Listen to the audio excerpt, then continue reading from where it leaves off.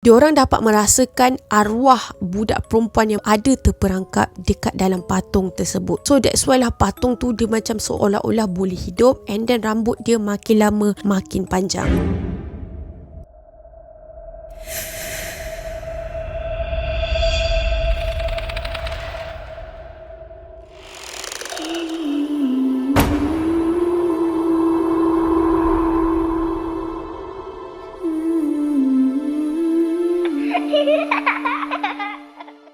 Hi guys, Assalamualaikum, welcome back to my YouTube channel.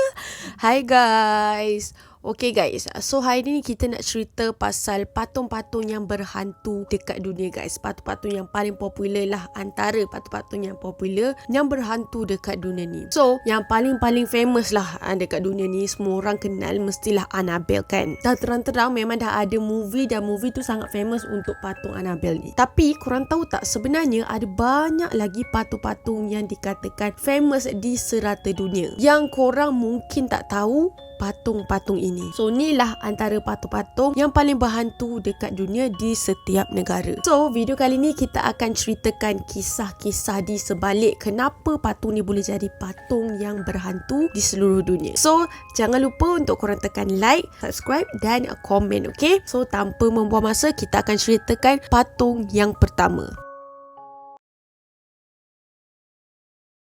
So patung yang pertama ni bernama Joliet. Patung ni dikatakan telah dirawat daripada generasi ke generasi sampailah ke 4 generasi dia. Dan patung ini telah dirawat oleh satu keluarga yang berasal daripada Australia. Kalau korang nak tahu, patung ni adalah patung yang paling berbeza lah daripada patung-patung yang lain. Sebabnya patung ni dia dijaga oleh keluarga ni. Kalau patung-patung berhantu ni, selalunya dia telah dibuang ke museum kan. Dikatakan di dalam patung Joliet tu ada banyak roh arwah yang disayangi oleh keluarga tersebut. Nak jadi ceritanya, patung ni dikatakan telah dijaga oleh 4 generasi keluarga tersebut, dan keluarga ini berasal daripada Australia. So kalau korang nak tahu, patung ni adalah patung yang telah diturunkan daripada seorang ibu kepada anak dia. So anak dia tu adalah anak perempuan. So dikatakan anak perempuan dia akan melahirkan 2 orang anak. Yang pertama adalah anak perempuan yang hidup macam biasa, dan yang kedua adalah anak lelaki yang dikatakan akan meninggoy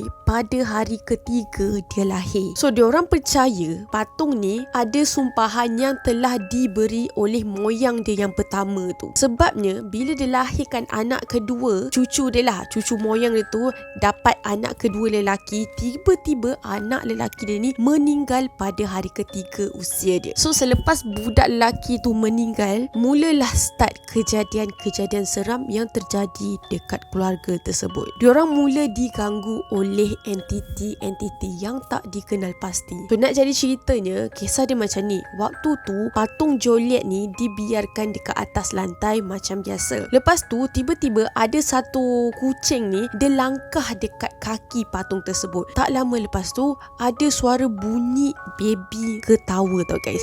Dia macam gelak-gelak macam tu. Kalau korang nak tahu, bunyi tu sebenarnya keluar daripada patung Joliet tu. Dan expression muka patung tu waktu tu memang muka dia berubah macam ketawa betul-betul tau guys. Patung tu juga dikatakan suka ketawa secara tiba-tiba. Dan lepas daripada tu, keluarga generasi tersebut merasakan yang memang ada arwah baby dia yang meninggal. Baby lelaki yang meninggal tu terperangkap di dalam patung Joliet tu. Dan akhirnya dijagalah patung tu sampailah ke keturunan yang keempat. Diorang percaya sumpahan tu memang betul-betul real, dan keluarga diorang tak akan boleh melahirkan baby lelaki. Kalau ada yang lahir, mungkin akan meninggal pada hari ketiga selepas dia dilahirkan. So sebab itulah keluarga diorang takut untuk buang patung ni ke mana-mana. So that's why lah diorang jaga patung ni daripada generasi ke generasi. Diorang takut akan jadi sesuatu misteri kalau patung ni jatuh dekat tangan orang lain guys. So itu adalah kisah tentang patung yang pertama, iaitu patung Joliet daripada Australia.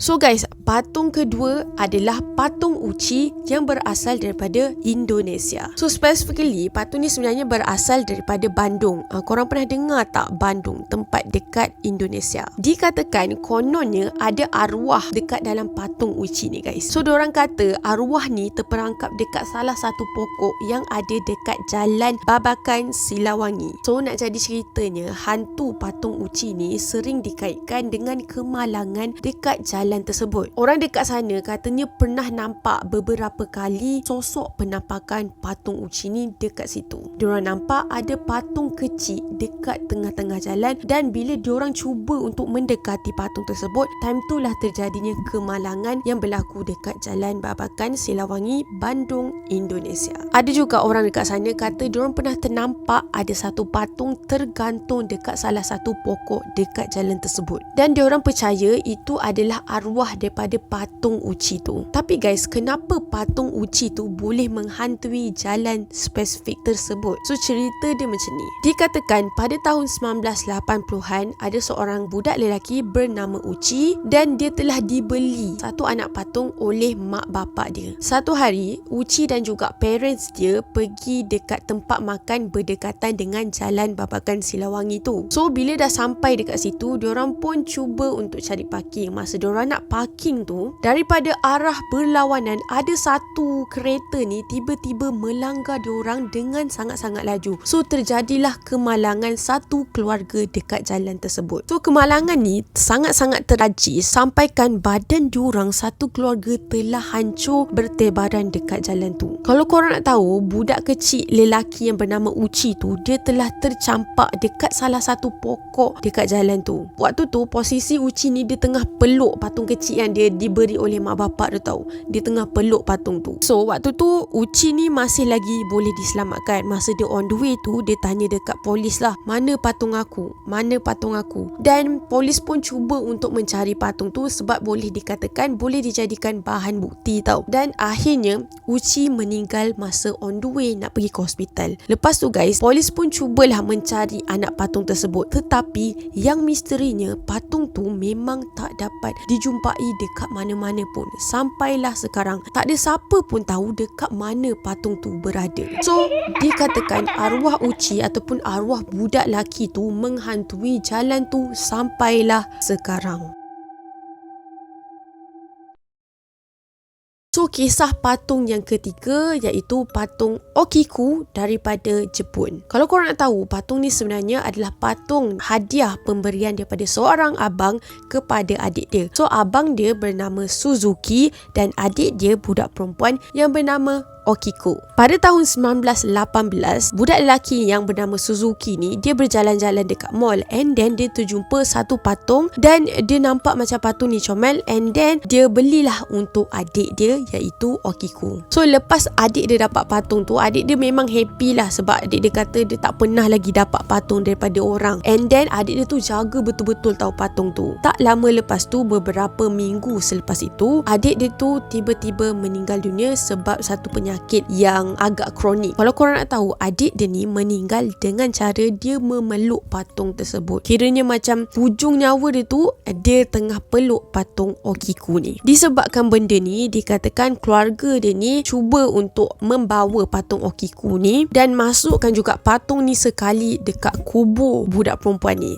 Tetapi tak jadi tahu sebab ada beberapa masalah yang terjadi, dan pada akhirnya patung ni disimpan dekat rumah Suzuki. So nak jadi ceritanya, lepas daripada tu mulalah kejadian-kejadian pelik yang terjadi. Lampu rumah diorang selalu berkelip-kelip, kejap mati, kejap terbuka, macam berkelip-kelip macam tu. Kalau korang nak tahu, keluarga diorang ni dia katakan perasan yang ada satu perubahan dekat patung ni selepas Okiku ni meninggal. Rambut patung Okiku ni tiba-tiba makin lama makin panjang guys. Dia seolah-olah macam hidup tau. Rambut patung Okiku ni daripada paras bahu pada waktu itu tiba-tiba dia panjang hingga ke pinggang tau guys. So walaupun patung ni macam taklah mengganggu keluarga tersebut, tetapi diorang dapat merasakan arwah budak perempuan yang meninggal tu ada terperangkap dekat dalam patung tersebut. So that's why lah patung tu dia macam seolah-olah boleh hidup, and then rambut dia makin lama makin panjang. So bertahun-tahun lah keluarga diorang ni pun menjaga patung tersebut, dan hingga pada satu hari diorang terpaksa berpindah ke luar bandar, dan tempat tu memang sangat jauh, dan diorang decide untuk menghantar patung ni dekat kuil di mana budak perempuan tu telah meninggal dunia. So kalau korang nak tahu, patung ni sampai sekarang masih ada ya. Kalau korang cubalah, ada satu hari korang berhajat nak pergi ke Jepun kan, patung tu still ada dekat sana. So kuil itu bertempat dekat Hokkaido, Jepun. So kalau korang berani, korang pergilah cari patung Okiku ni dekat Jepun. Okay guys, so itu adalah beberapa kisah seram tentang patung-patung yang paling berhantu di seluruh dunia. Apa pendapat korang tentang patung ni? Adakah korang pernah nampak patung-patung yang aku pernah cerita ni? Sila tinggalkan komen korang dekat bawah, dan cuba korang suggest patung apa lagi yang korang nak aku cerita tentang kisah seram diorang. So aku rasa tu sahaja untuk video kita hari ni. Macam biasa, kalau korang suka video aku, jangan lupa tekan like, komen dan juga subscribe. Jaga diri and always stay safe. Bye.